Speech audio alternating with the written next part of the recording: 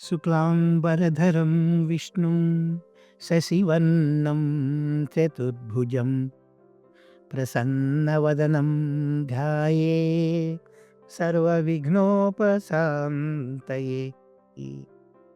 వందే శంభుమాపతిం సురగురుం వందే జగత్కారణం వందే పన్నగభూషణం మృగధరం వందే పశూనాం పతిం వందే సూర్యశశాంకవహ్నినయనం వందే ముకుందప్రియం వందే భక్తజనాశ్రయం చ వరదం వందే శివం శంకరం.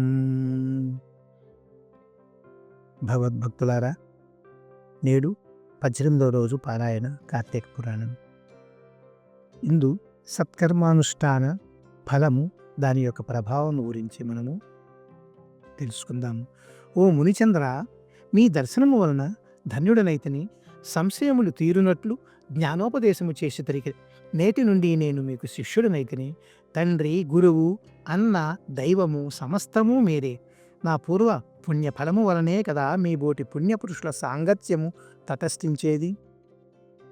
లేనిచో నేను మహాపాటినై మహారణ్యంలో ఒక ముద్దుబారిన చుట్టునై ఉండగా తమ కృప వల్లనే నాకు మోక్షము కలిగినది కదా. మీ దర్శన భాగ్యము లేని ఈ కీకారణ్యంలో తరతరాలుగా చెట్టు రూపంలో ఉండవలసినదే కదా. అట్టి నేనెక్కడా, మీ దర్శన భాగ్యం ఎక్కడా, నాకు సద్గతి ఎక్కడా, పుణ్యఫలప్రదము ఈ కార్తీక మాసం ఎక్కడా, నాకు పాపాత్ములకు నేనెక్కడా, ఈ విష్ణువాలయమునందు ప్రవేశించుటెక్కడా.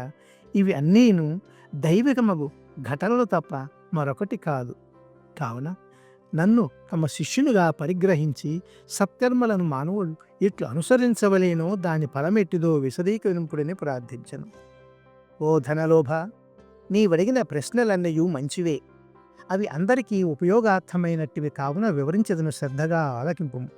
ప్రతి మనుజుడు ఆ శరీరమే సుస్థిరమని నమ్మి జ్ఞానశూన్యుడవుచున్నాడు. ఈ భేదము శరీరమునకే గాని ఆత్మకు లేదు. అట్టి ఆత్మ జ్ఞానము కలుగుటకే సత్కర్మలు చేయవలనని సకల శాస్త్రములు ఘోషించుచున్నవి. సత్కర్మను ఆచరించి వాటి ఫలము పరమేశ్వరార్పితం కావించినచో జ్ఞానము కలుగును. మానవుడే ఎటువంటి జాతి వాడైనను ఎటువంటి కర్మలు ఆచరించవలేనో తెలుసుకుని అటువంటివి ఆచరింపవలేను. బ్రాహ్మణుడు అరుణోదయ స్నానము చేయక సత్కర్మలను ఆచరించినను వ్యర్థమగును. అటులనే కార్తీక మాసమందు సూర్యభగవానుడు తులారాశిలో ప్రవేశించుచుండగాను, విశాఖ మాసంలో సూర్యుడు మేషరాశిలో ప్రవేశించుచుండగాను, మాఘమాసములో సూర్యుడు మకర రాశి యందు ఉండగాను, ఈ 3 మాసముల ఎందైనను తప్పక నదిలో ప్రాతకాల స్నానము చేయవలెను. అటుల స్నానములు ఆచరించి దేవార్చన చేసిన ఎడల తప్పక వైకుంఠ ప్రాప్తి కలుగును. సూర్యచంద్రగ్రహణ సమయములందును తదితర పుణ్యదినముల యందును స్నానము చేయవచ్చు. ప్రాతకాలమున స్నానము చేసిన మనుజుడు సంధ్యావందనము, సూర్య నమస్కారములు చేయవలేము. అట్లు ఆచరించని వాడు కర్మభ్రష్టుడగును. కార్తీక మాసమందు అరుణోదయ స్నానమాచరించిన వారికి చతుర్విధ పురుషార్థములు సిద్ధించును. కార్తీక మాసంతో సమానమైన మాసము, వేదములతో సరితూగు శాస్త్రము, గంగా గోదావరి నదులకు సమానమైన తీర్థములు, బ్రాహ్మణులకు సమానమైన జాతీయులు, భార్యతో సరితూగు సుఖము, ధర్మముతో సమానమైన మిత్రుడు, శ్రీహరితో సమానమైన దేవుడునూ లేడని తెలుసుకోడు. కార్తీక మాసమందు విద్యుక్త ధర్మముగా స్నానాదులు ఆచరించిన వారు 1,000,000 యాగములు చేసిన ఫలములను పొంది వైకుంఠమునకు పోదురని అంగీరసుడు చెప్పగా విని మరలా ధనలోగుడు ఇట్లా ప్రశ్నించను. ఓ మునిశ్రేష్ఠ, చతుర్మాస వ్రతమని చెబితరే ఏ కారణము చేత అతడు దానిని ఏ విధముగా ఆచరింపవలేను? ఇది వరకు ఎవడైనా ఈ వ్రతమును ఆచరించి ఉన్నారా? ఆ వ్రతము యొక్క ఫలితమేమి, విధానమెట్టిది సవిస్తరంగా విశదీకరింపుడని కోరెను. అందులో అంగీరసుడు ఇట్లు పలికెను. ఓయి వినుము, చాతుర్మాస్య వ్రతమనగా సతీ మహావిష్ణువు మహాలక్ష్మితో ఆషాఢశుద్ధ ఏకాదశి దినమున సముద్రమున శేషుని పాన్పుపై శయనించి కార్తీక శుద్ధ ఏకాదశి నాడు నిద్ర నుండి లేచును. ఆ 4 మాసములకే చాతుర్మాస్యమని పేరు. అనగా ఆషాఢశుద్ధ ఏకాదశి సేన ఏకాదశి అనియు, కార్తీక శుద్ధ ఏకాదశి ఉత్థాన ఏకాదశి అనియు, ఏ వ్రతమునకు చాతుర్మాస్య వ్రతముననియు పేరు. ఈ 4 మాసములలో శ్రీహరి ప్రీతి కొరకు స్నాన దాన జప తపాతి కర్మలు సత్కార్యములు చేసినచో పుణ్య ఫలము కలుగును. ఈ సంగతి శ్రీ మహావిష్ణువు వలన తెలుసుకొంటిని కావున ఈ సంగతులను మీకు తెలియచేయుచున్నాను. తొల్లి కృతయుగమున వైకుంఠమందు గరుడ గంధర్వాది దేవతల చేత వేదముల చేత సేవింపబడుచున్న శ్రీమన్నారాయణుడు లక్ష్మీదేవి సమేతుడై సింహాసమున కూర్చుండి ఉండగా ఆ సమయమున నారద మహర్షి వచ్చి చతుర్బాహులను కోటి సూర్య ప్రకాశమానుడును శ్రీమన్నారాయణునికి నమస్కరించి ముకుళిత హస్తాలతో నిలబడి ఉండను. అంత శ్రీహరి నారదునిగాంచి ఏమియూ తెలియని వానివలే మందహాసముతో ఇటను, నారద, నీవు క్షేమమే కదా? త్రిలోక సంచారమైన నీకు తెలియని విషయములు లేవు. మహామునుల సత్కర్మానుష్ఠానములు ఎట్టి విఘ్నములు లేక సాగుచున్నవా? ప్రపంచమున ఏ అరిష్టములు లేక ఉన్నవి కదా అని కుశల ప్రశ్నలు అడిగను. అంత నారదుడు శ్రీహరికి ఆదిలక్ష్మికి నమస్కరించి, ఓ దేవా, ఈ జగంబున నీ వెరుంగని విషయములేవీనూ లేవు. అయినను నన్ను వచింపమనుటచే నేను మీకు విన్నవించుచుంటిని. ఈ ప్రపంచమున కొందరు మనుషులు మునులు కూడా తమకు విధించిన కర్మలను నిర్వర్తించుటలేదు. వారిట్లు విముక్తులగుదురో ఎరుక లేకున్నాను. కొందరు భుజించకూడదు అనుకున్నటువంటి పదార్థములను భుజించుతూ ఉన్నారు.